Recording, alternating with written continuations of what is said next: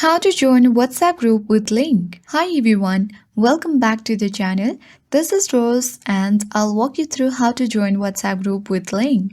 So it's super easy and simple. Without further delay, let's get started. Launch WhatsApp application and sign into your account. For a demo purpose, let's choose any particular group where I am the admin and let's send a group link. Open the group, tap on Info at top left corner, scroll down, tap Invite via link, and then you can easily copy link or send link via WhatsApp. Tap Send via WhatsApp, or there are different methods like share link, QR code, and many more.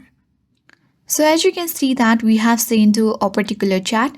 Now this user can easily tap on this link given and directly join to the WhatsApp group. So they can also tap on view group and see all the information of the group and then accept the link and join the WhatsApp group. So that's it. I hope this guide worked, and if you are new to our channel, hit the like button and subscribe. Thank you for watching and I'll see you in the next video.